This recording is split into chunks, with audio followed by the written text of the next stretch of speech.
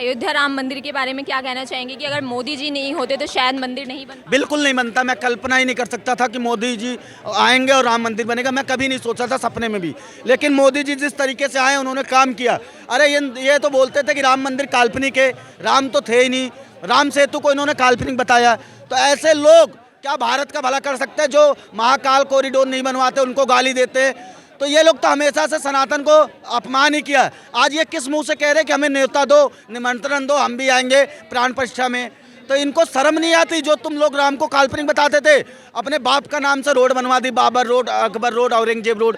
अरे रोड बनवाना था तो बनवा देता, महाराणा प्रताप, शहीद भगत सिंह, सुखदेव, राजगुरु के नाम से। उनमें शर्म आई तुझे? लेकिन हाँ, तुझे राजनीति करनी थी, मुगलों की औलाद थे ना तुम। हमें नहीं पता कौन थे तुम, क्या थे। लेकिन तुम्हारी दो पैसे की हैसियत, और राम मंदिर भव्य बन रहा है, गगन छूमता है, और मथुरा का भी मंदिर भव्य बनेगा। तुम लोग कुछ नहीं कर सकते सनातन का, और ना तुम्हारी कोई औकात है ना हैसियत है। और सनातन का नाम हमेशा अमर रहेगा हिंदुस्तान में। 2024 में मोदी का आना पक्का है? पक्का है एकदम। कल्पना से मोदी जी ने जब बोल दिया कि हम आएंगे तो आएंगे। मोदी को कोई ताकत नहीं है जो हरा दे। और मोदी ने काम किया जब जीत रहे। मोदी ने जन जन गरीबों के लिए, गरीबों की भावनाओं से उनकी भावनाएं जुड़ी है, और वो एक जमीनी स्तर के नेता है मोदी। तो मोदी को सब पता है क्या करना क्या नहीं, और मोदी को कोई हरा ही नहीं सकता जब तक मोदी हैं। अब वो हिंदुस्तान नहीं रहा जो पहले था 2014 से पहले। अब हिंदुस्तान बदल चुका है। हिंदुस्तान की जनता, युवा जागरूक हो चुकी है। मैं इनसे बस एक ही चीज़ कहना चाहता हूँ कि लेके सनातन में जन्म अगर हुए तुम राम के भक्त नहीं, ना तुमने माँ का दूध पिया, ना तुम में रक्त सनातन का नहीं। कोई भी सनातन के लिए ज़बरदस्ती नहीं कहता, और कोई भी सनातन को यूँ अपना नहीं सकता। हिंदुत्व बनने के लिए, सनातन में बनने के लिए उसमें जन्म लेना पड़ता है। अगर तुम्हारे बाप दादा फिरोज खान है तो तुम कल अपने आप को ब्राह्मण नहीं कह सकते। और अगर वो आ रहे हैं, ब्राह्मण राम राज को मान रहे हैं, तो ये सबसे बड़ी बात है, और उनके लिए स्वागत भी है अगर वो राम राज्य को मानते हैं। और मैं इसीलिए कहता हूँ 2024 में मेरा सबसे मेन जो मोदी जी को लाने का उद्देश्य होगा, भारतीय जनता पार्टी को लाने का।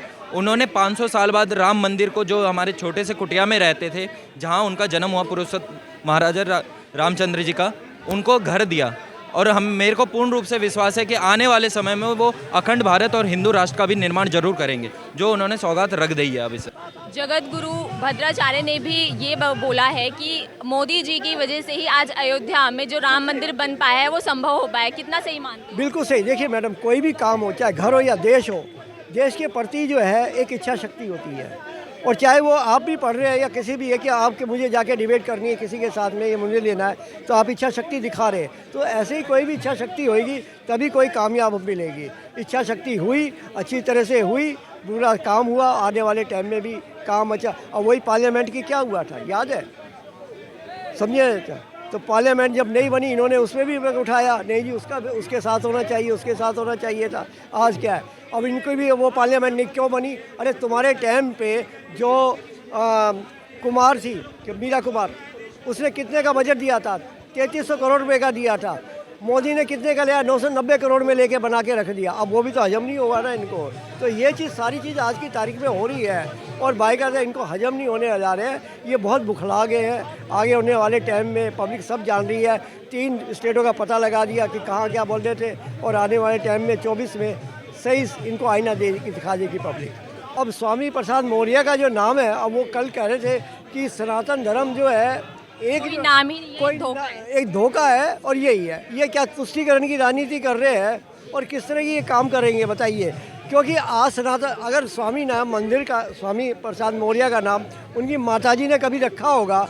स्वामी एक भगवान राम का नाम होता है। स्वामी भगवान राम हमारे हैं, तो बड़े भगवान भी उनके, जो माताजी भी कहीं देख रही होंगी, किसी भी उसमें होंगी, तो वो भी क्या कह रही होंगी कि मैंने तो एक नालायक पुत्र को जन्म दिया और वो आज ये बात कर रहा है, और सनातन धर्म में बैठा हुआ हूँ। तो ये सब क्या है मैडम? तुष्टीकरण की राजनीति चल रही है। आगे इनको कुछ नज़र नहीं आ रहा है। आने वाला इनका फ्यूचर भी ऐसा लग रहा है कि हम कहाँ, क्योंकि इनको सबसे ज़्यादा बौखलाहट है राम मंदिर से। अब राम मंदिर स्टार्ट हो गया, जो चल रहा था 500 साल पुराना, के धीरे धीरे धीरे धीरे धीरे अब पब्लिक का जो एक डिवाइडेशन हो गया है, समझिए ना। आज 22 तारीख को बहुतों को निमंत्रण मिला है, समाजवादी को नहीं निमंत्रण मिला, तो उनकी भी जो वो ये कह रही थी जी अगर हमें आएगा निमंत्रण चले जाएंगे, नहीं तो बाद में चले जाएंगे। मगर ये भी इनके मन में कि हमारे घर में क्या कहा गया था, समझिए ना। मुलायम सिंह जी ने क्या बोला था हमारे लिए, उन राम भक्तों के लिए क्या हुआ था, तो ये सारा कुछ जो है तुष्टीकरण की राजनीति चल रही है और ये आने वाले टाइम में पब्लिक सब जान रही है किस तरह की राजनीति है और कैसा होने जा रहा है। तो ये कुछ नहीं है, ये बौखलाहट है।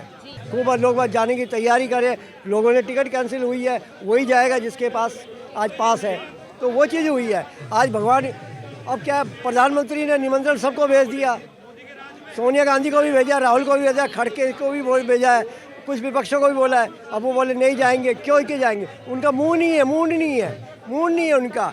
अब अगर कल को ये जाती है सोनिया गांधी तो किस मुंह से जाएगी, इन्होंने क्या कहा था।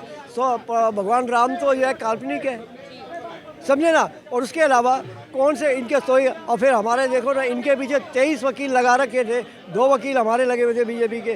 तो आप ये लगाइए ना कहाँ पे इनका होगा, कौन से मंदिर, कौन से उसमें कमरे में पैदा हुए। तो इस तरह की ओछी हरकतें करना और एक हिंदू के प्रताप भाव को होता है। आज हिंदू भी 80 करोड़ है, समझे ना। तो ये भी सारा एक मैसेज उल्टा जा रहा है इनके कांग्रेस में। तो आने वाले टाइम में मुझे लग रहा है कि शायद कांग्रेस मुक्त भारत ना हो जाए।